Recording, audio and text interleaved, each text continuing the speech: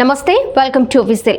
Cockroach Janata పార్టీకి ప్రస్తుతం బలమైన సంస్థాగత నిర్మాణం లేకపోవచ్చు, కానీ అది వెలుగులోకి తెచ్చిన ప్రశ్నలు మాత్రం దేశ భవిష్యత్తుకు సంబంధించినవి.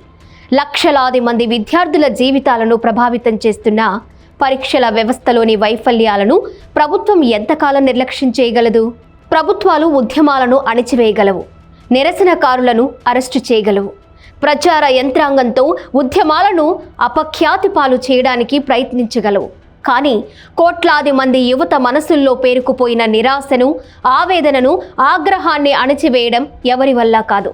ప్రశ్న పత్రాల లీకేజీలు, పరీక్షల రద్దులు, నియామకాలలో జాప్యం వంటి సమస్యలు కేవలం పరిపాలనా లోపాలు కావు. అవి ఒక తరం ఆశయాలపై జరుగుతున్న దాడి. జంతర్ మంతర్లో జరిగిన నిరసనను దారి మళ్లించడానికి ప్రయత్నాలు జరిగాయి.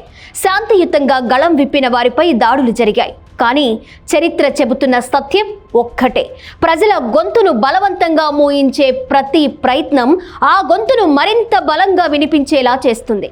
ప్రజాస్వామ్యంలో విభేదాలను శత్రుత్వంగా చూడడం ప్రమాదకరం. విమర్శలను దేశద్రోహంగా చిత్రీకరించడం మరింత ప్రమాదకరం.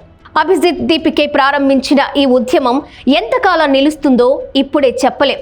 డిజిటల్ ఉత్సాహం మాత్రమే శాశ్వత రాజకీయ శక్తిగా మారదు.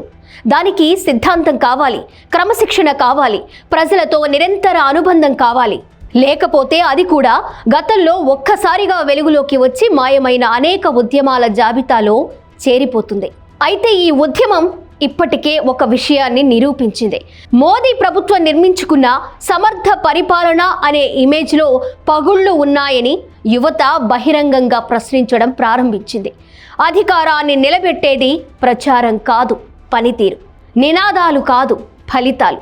పరీక్షా వ్యవస్థపై ప్రజల విశ్వాసాన్ని పునరుద్ధరించడంలో ప్రభుత్వం విఫలమైతే రాజకీయ మూల్యం కూడా చెల్లించక తప్పదు.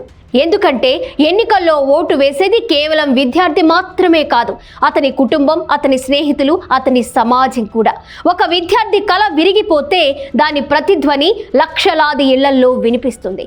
ఆ ప్రతిధ్వనిని ఏ ప్రచార యంత్రాంగమూ ముంచెత్తలేదు. ప్రభుత్వం ఎదుట ఇప్పుడు ఒకే ప్రశ్న నిలిచింది: యువత ఆవేదనను వినాలా, లేక దానిని కూడా మరో రాజకీయ కుట్రగా కొట్టిపారేయాలా? ఈ ప్రశ్నకు ఇచ్చే సమాధానమే రాబోయే కాలంలో దేశ రాజకీయ దిశను నిర్ణయించవచ్చు.